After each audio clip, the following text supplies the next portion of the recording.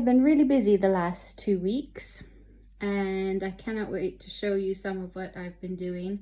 I can't show you all of what I've been doing, and I'll explain why in a bit. But I'm going to start off with some finished projects. So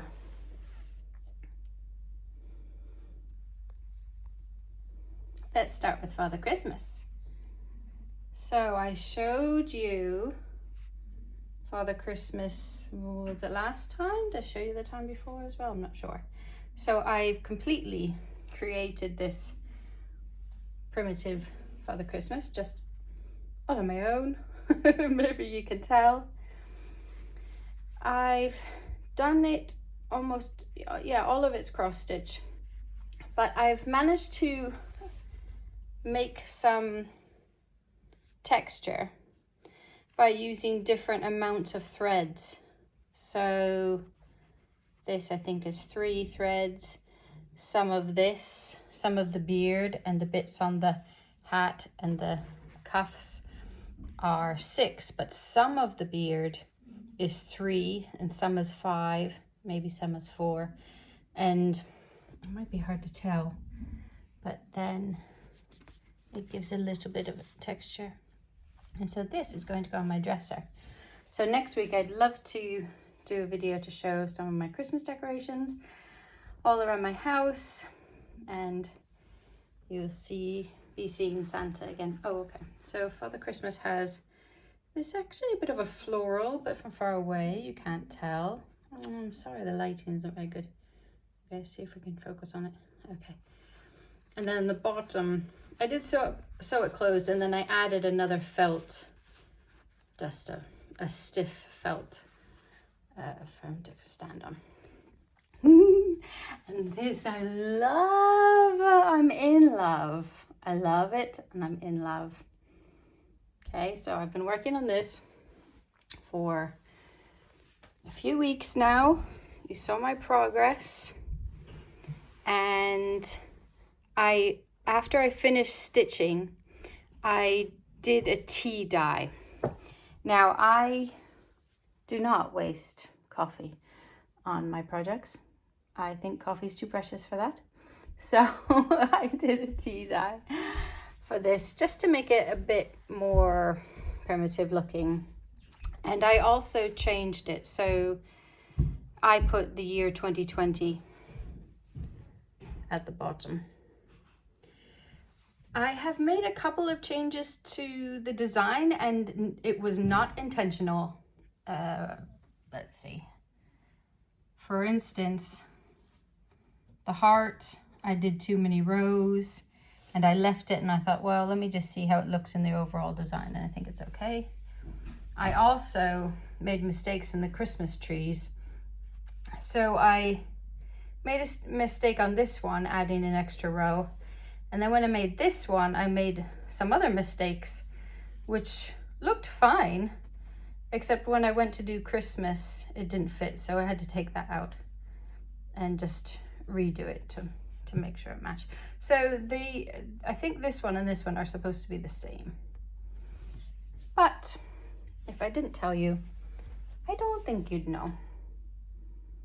And I love it. So I just use threads I had around the house. It's just basic, whatever I could find, mix some of things, not what was called for.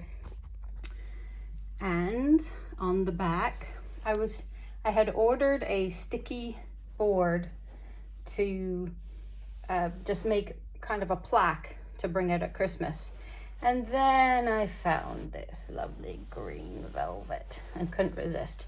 And I'm in the midst now of making a patch to go over my stitches that has my name on it and maybe some buttons or something, I don't know. But I'm just in love. Absolutely in love. It is on Ada, as you could probably tell.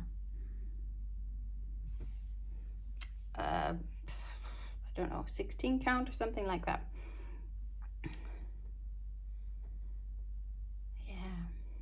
So I'm quite proud of that one. So it's an almost finish. I do need to finish the bit on the back, but it's an almost finish. Okay, so moving on, I made this today as well. And you're saying, what is it? And it is missing something. It's missing a tie or a ribbon to go around it. Oh, sorry. Gonna make you dizzy. Okay. So, let's see if I can show you. Open it up.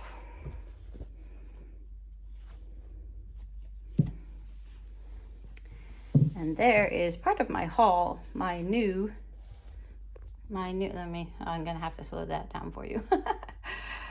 My new scroll frame. And on this side I have a large pocket just because you can slide a few things in there, like a pattern or something if you wanted to, or you could even put the scroll frame in just to catch it. Hold on. Let's see if I can show you. I just did some fancy stitches on the sewing machine along the pocket, just for fun. Okay. And so I like things simple. I didn't pad it. I just usually want to just store it when I'm finished for the evening. I'm going to just store it in this trunk. So I'm not thinking that I need to pad it. Although I could in the future if I wanted to make one with padding. The inside is actually, it's a bit extravagant. It's a bit of raw silk. It's not good for long-term storage of stitching, I think. Having the natural, having the fabrics against like the linens and stuff like that. But it will be beautiful. This is the fabric I bought a few weeks ago. I showed you on one of my hauls. And then I just have today is the day I will stitch on my Ada. This is Ada, I can't remember, but it's what's called for in the stitch along, which I got the first part of my stitch along, which is a Christmas Carol stitch along. The first part arrived 2 days ago, and today I'm finally going to be able to have a chance to sit down and stitch it on. Now it's actually only 8 by 8, so this might seem like a huge frame to do that with, but I think I'd like to practice with it. I haven't used a scroll frame like this, if ever, in a long time, so I'd like to try that. I usually like to stitch in hand. I do use hoops, and I've been using hoops lately. I haven't necessarily really loved it because I like to sew kind of as I stitch, as I do cross stitch, so we'll see how that goes. Anyway, I'm going to be working on doing that tonight, and then maybe hopefully start my stitching. I'm going to put on a Christmas movie or something really nice like that. And so those are, I'll show you my last finish probably at the end of the video. Right, let's just go on to haul for now. Oh, by the way, that scroll frame is not one of these special ones that everybody else has. It's called a siesta hand rotating tapestry frame, and I bought that off of Etsy. I think I bought it off of Etsy, so they're available, widely available. And I will show you some of my haul. So many threads, lots of threads. I mean, that was a serious amount of money in threads, especially the DMC. So I got some really nice things from Backstitch backstitch.com. They have a website. And this, what I really liked was, I love this. I'm not going to be able to give you a really good view of it at the moment. I love that one, is my favorite, but I just love all of them. And I nearly just bought some of that, and I just thought, no, I love them all. So I bought the Fat Quarters bundle, which is called Nana's Flower Garden Bundle. But obviously they also sell each of the fabrics separately. So have a look at that website if you're in the UK. I'm sure actually quite a lot of the shops have it. I think I've seen it on some of the other websites as well. So I bought some various threads to try with some of the projects that I have coming up. Some of the projects I've designed and some of the projects that I have purchased. I've shown you things recently. It's a variety of wools, and there's a silk somewhere, and cottons, and various brands. So there's shashiko, and there's some Aurifil. And I'll show you more about those as I get to using them. And I just got some fluffy stuff for a project that I'm thinking about. And okay, the reason why I have so many DMCs all in 1 week is because I have this great project that I'm working on, and it is an antique sampler that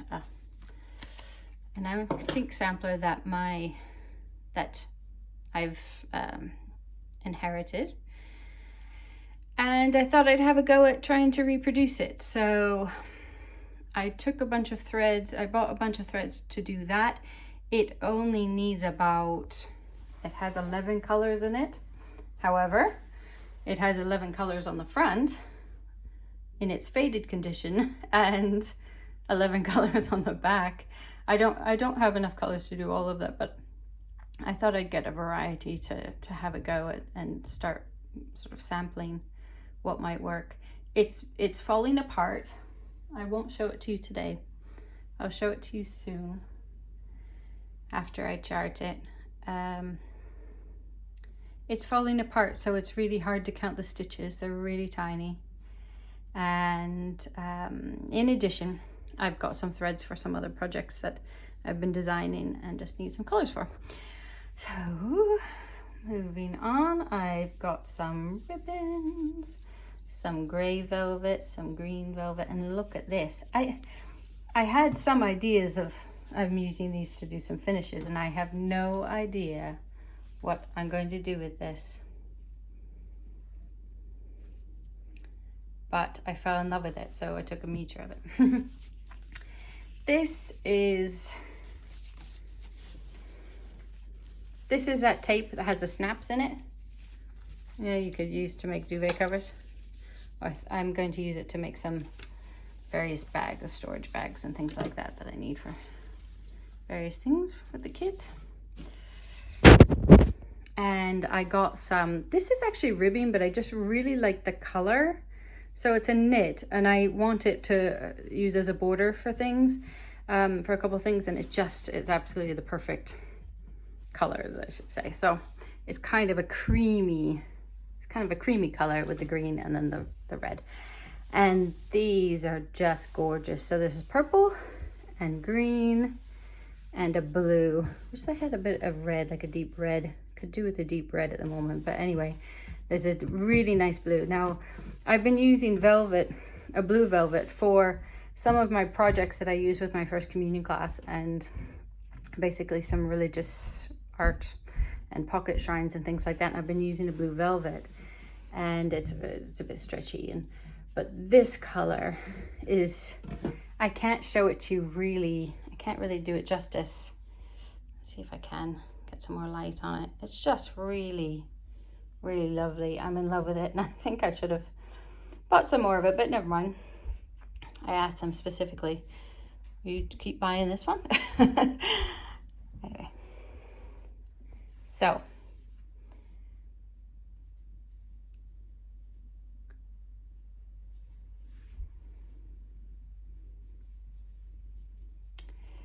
also got, I decided to get a cross-stitch magazine. Now, we don't have many things. We don't have many things here in the UK, but we don't have many things like this. Was the only one I could find in the supermarket when I looked in 2 different supermarkets.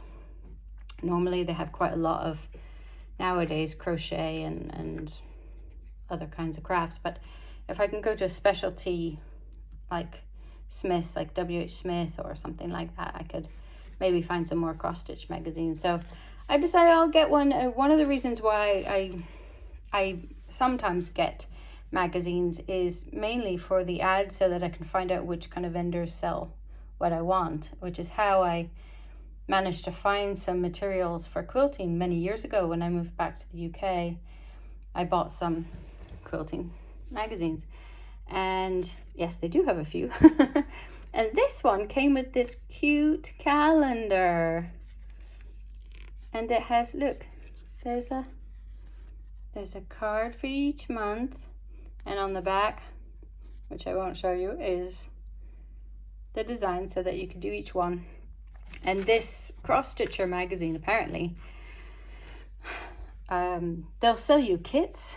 So any of the things that they have, they'll sell you a kit that will give you all the materials and the DMCs that you need for that. And for, I think most of the things in here, I'm not sure, but there's some really nice sort of part 2 and things. Hold on, let me see if I can find one. It was really good. It looked really nice. Let's see. See a bit of focus on it.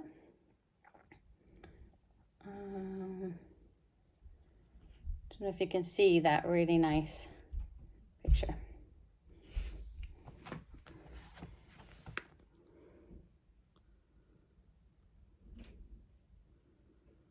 Anyway, a few good things to look at. So it was nice having the sewing machine out today and catching up with a few projects. I really had wanted to do more, but I've run out of time with other tasks that I've been doing today. So I'm so happy to have my pillow and my Father Christmas done though. So I had hoped to finish those last week.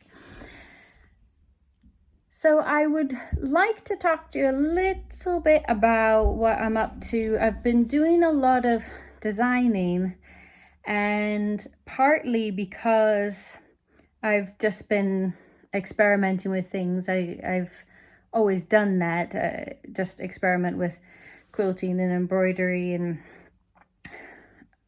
whatever I feel like doing. And also because I have been trying to chart this antique sampler. Now, it's an antique sampler that the date on it is 1830. The only initials are M and P. And I've been asking relatives to try to tell me who it was exactly, because I think I know who stitched it. And then we can try to figure out maybe her age when she did it, but I'm not positive, so I just wanted to check on that. And so as far as I know, it's been here in the UK all this time. It is falling apart, and there were like dead bugs in the frame and things. And I was given it a number of years ago, and I left it in storage at the farm I used to live on. And unfortunately, the glass has broken as well. So it's in this lovely frame with broken glass. And so there's shards, there's little flecks of glass, and also then it's lost that protection. So I'm looking to have it conserved properly, because it really would need an expert. I don't think this is a do-it-yourself kind of job for this particular item. And there are, now I wrote it down somewhere, I think there are 37 motifs on it, plus the border. And a lot of those, most of the motifs are done twice. And there's only about 5 of those or so can't remember. I wrote this all down. There are only about 5 motifs that are just done singly, and they're down the center of it. And all the others are doubled. And so at least if one of them has fallen apart, or I can't see the stitching because maybe it's come loose, or maybe it wasn't stitched as neatly, then at least I have a chance on the other side to have another look. Likewise, I've been taking photos and trying to chart out even the border. I was struggling with counting how many stitches are in the border, and I just keep having to look at different parts of it, and I know the border is quite repetitive, so once I can figure out once, it's fine. But the corners, I was really struggling to figure out how to do the corners. So when I tried to put it on a chart on the computer, I can't even start because I can't figure out the corners, how many stitches on the corners. So this is going to be a labor of love, I think. I thought that it would just be so simple. And actually the stitching is so tiny, so beautiful.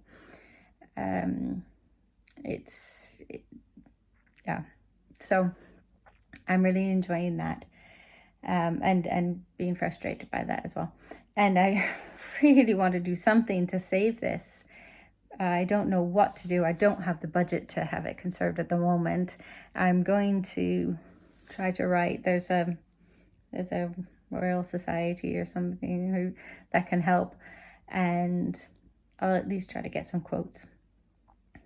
But I don't want it to fall apart anymore, so I'm going to try to figure out how to at least try to keep it safe while we're waiting to have it properly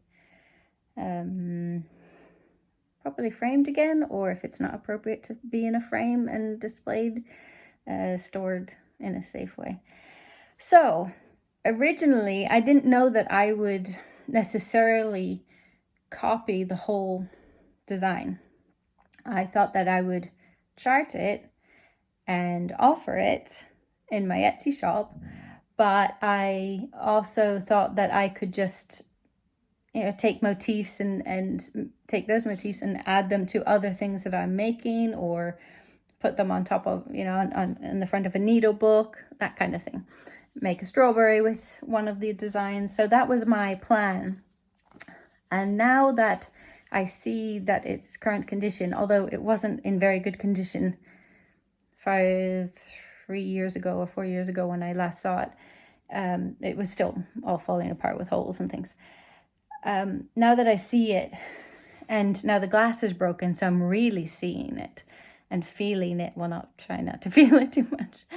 I realize that maybe I should actually copy it, because what if we lose it, What if we lose it? So anyway, that's one of the great things I've been working on.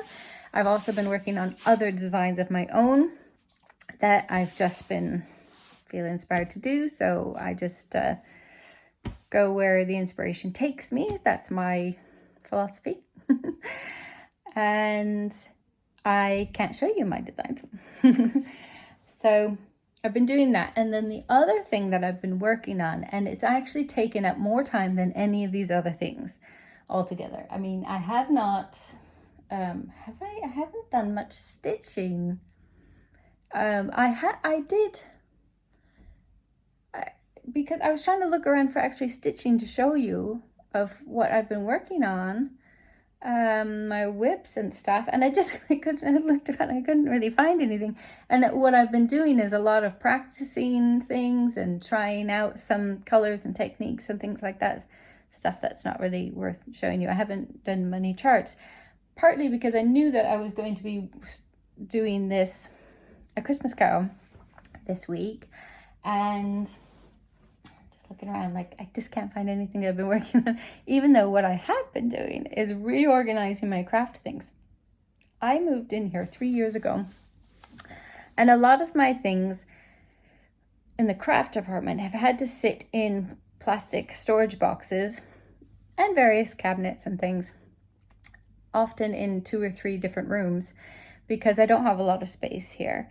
So I was finding that difficult to deal with when I was trying to find things. And for instance, I got the sewing machine out today and I just couldn't really remember where I put the plug for where the pedal was. And so this is the kind of situation I'm in, because I need to cram things in cupboards when I'm child minding. Everything needs to be safe, so all the needles and bits and pieces. I need to protect the kids from the needles, and I need to protect my stitching from the children and my, crochet and things like that. So I have yarn here and embroidery there and everything every which way. So I've been working really hard at that, trying to get things organized and trying to give up some stuff to make room. So I would like to next week do a bit of a tour and show my Christmas decorations and try to show some of my craft organization, and maybe that will be a separate video. Maybe that would take too long, but yeah, I've been quite busy, and in fact there's still piles and mess all around me that I'm trying to figure out which cupboards and things will fit in. But it's important to be able to find your stuff. I'd like to be a minimalist. I don't think crafters can be minimalists. I don't think it's possible, especially if you don't have a big enough house to store your things in cupboards and tucked away. And that's okay. I'm learning to live with that. I'm learning to live with the fact that you can't necessarily be creative and live in an empty space, because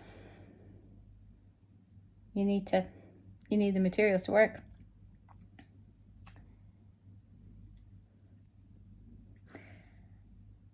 I look forward to showing you my Christmas decorations next week and some other progress on some other projects that I'm working on.